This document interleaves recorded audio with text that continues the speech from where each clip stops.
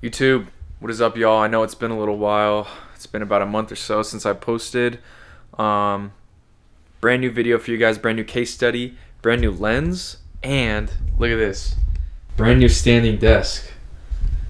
Fucking wild. Shout out to my grandma. She hooked me up with this for free. It's got some wear and tear on it, but nothing that Gorilla Glue can't fix. I do a lot of my work at my desk, which means that I'm usually sitting. And a few days ago, I think from just how much I was sitting, my back started to hurt. So I got this brand new standing desk. Look, you want to get those ones that you just can press and go up and down. It's like all electric. But we're waiting for an upgrade. This will do in the meantime. But yeah, like I said, brand new case study, brand new video. Let's engage the Guru lighting. All right, I got my Guru lighting going on. Nothing crazy, just one little key light. But with that being said, let's get into this case study. I'm going to show you guys exactly how I helped a friend of mine who owns a clothing brand make almost $40,000 in a little over 2 months. I will show you guys exactly what we ran all the way up until the drop, what we did for the drop and a few months after that, as well as what we're currently running and what we plan to do in the future. Getting right into it, I didn't have to do any outreach. This was a friend of mine who owns this brand. It's called Corrupted USA. Shout out Caleb. He owns a Christian-based like streetwear clothing brand that has really good content, really good products, really good aesthetic overall, which is the reason why I think that his brand did so well on ads. So taking a look at his Instagram real quick, as you can tell, there is like a theme going here. There's an aesthetic that's built and is really helpful when it comes to running ads, because those who come across your brand for the first time are going to want to have something to resonate with. Like I said, very good products. These were actually some of our winners right here, these long sleeve crucifixion tees. Those are our winners, and we're actually still getting sales today. He also dropped these Vaccinated by the Blood of Jesus t-shirts that did pretty decent, as well as this Judgment tee, which didn't really do too well, but was still purchased by a few from the ads. Now keep in mind, Caleb is a graphic designer, so he knows what to look for and what to create when it comes to creatives for Facebook ads. We actually ran this specific creative right here, this existing post, as an ad, which did really well. As you can see, it's got like a seamless scroll to it. This did really well with ads, but pretty much showing all of the products, models wearing the products. That way potential customers can envision themselves wearing this, different colorways. Really a cool graphic and all. Let's take a look at his site real quick. Yeah, so if you take a look at his Judgment Day collection, this is what we ran ads on. Really good site as well.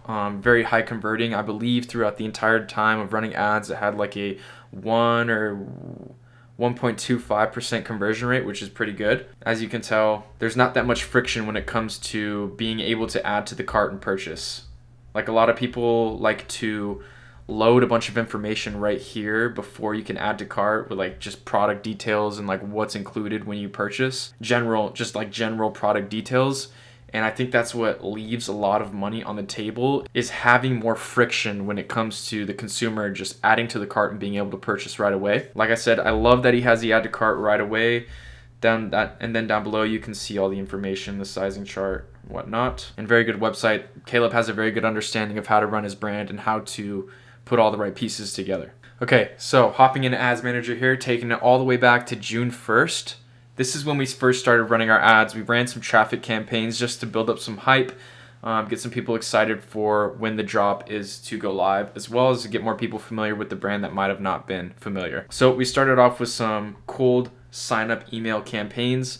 We ran like $10 on that, didn't really do much with that, but we transitioned over to just cold traffic campaign right to the Instagram, just to get more followers, to get more engagement on his posts that he was posting to hype up for the drop and when that drop day came. Then, as soon as we launched, we had a as soon as we launched, we had a sales campaign ready to go. One obstacle that we came across was actually that his pixel was misfiring. So on drop day, I believe once we ran ads for like a couple days, we realized that this data wasn't really matching up what was showing in Shopify. Like, I think every time someone would purchase, it would show up as 2 purchases in this Meta Ads Manager. So what that means is that his pixel is messed up, it's misfiring. What I did was I created a brand new pixel, hooked it up to his website, and got ads back and rolling.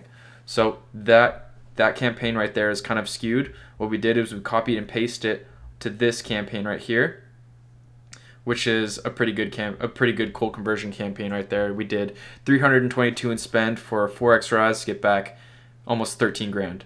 So 265 purchases with a cost per purchase of $12, which is pretty damn good. Prices are pretty competitive. Glad we were able to still get a low cost per purchase for our margins. After that, I believe, let's see.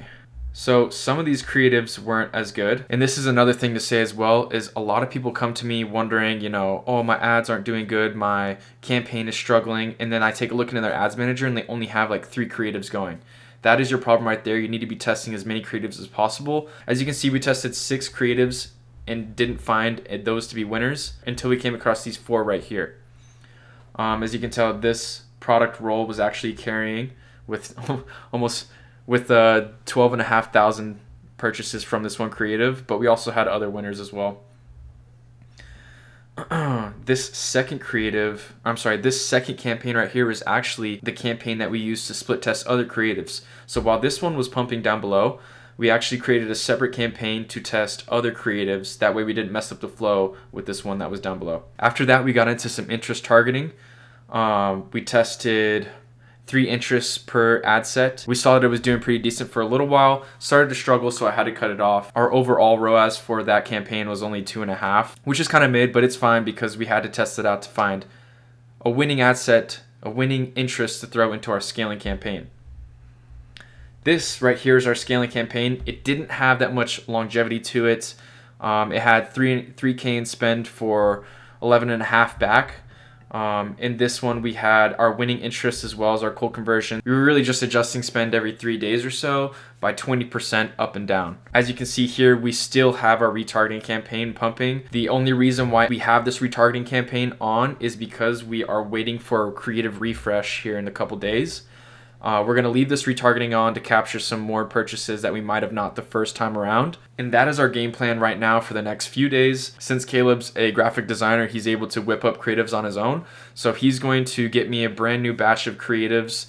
That way we can give his ad account and his campaigns a brand new fresh set of creatives to start testing and find new winners, because we're still selling these products. It's been about a little over 2 months and we're still getting sales. So to take advantage of this product and how good it is with converting, we're going to get a brand new batch of creatives, fresh new model pics, product lays, stuff like that, graphics as well, just to freshen up his ad account and push out some more product, because who doesn't want to maximize profits out of products? That pretty much wraps up the entire case study. Some key things to note and to take away would probably be to continue to test creatives. I know that a lot of, like I mentioned before, I know a lot of people come to me and say, my ad account isn't doing well. I take a look and there's only 3 creatives in there.